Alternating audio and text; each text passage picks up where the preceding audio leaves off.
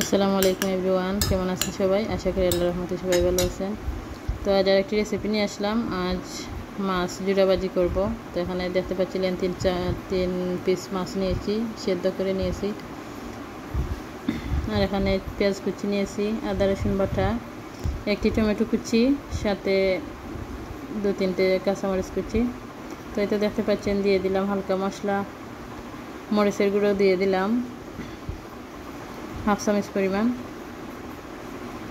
হালকা একটু হলুদ দিয়ে দিলাম 1/2 চামচের চেয়েও কম, কারণ মাছের মধ্যে হলুদ বেশি হলে গন্ধ করবে, ভালো লাগবে না। হালকা একটু ধনিয়া গুঁড়ো দিয়ে দিলাম আর স্বাদ মতো লবণ।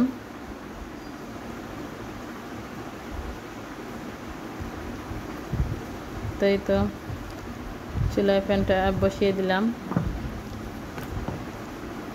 দিয়ে দেব পরিমাণ মতো তেল,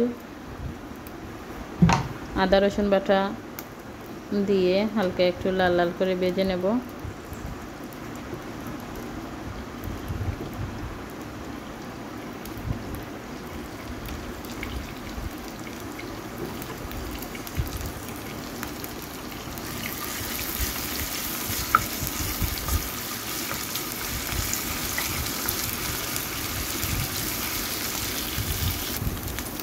লাল লাল করে ভাজা হয়ে আসলে এখন দিয়ে দিব পেঁয়াজ কুচি।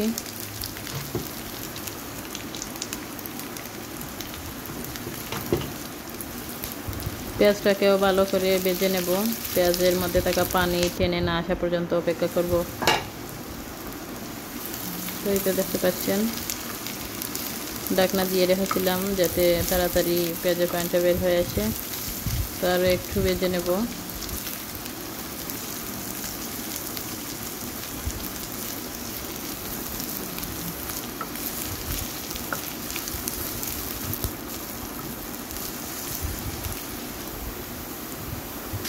এখন তাতে দিয়ে দিলাম জুড়ি করে রাখা মাছ, আর সাথে টমেটো কুচি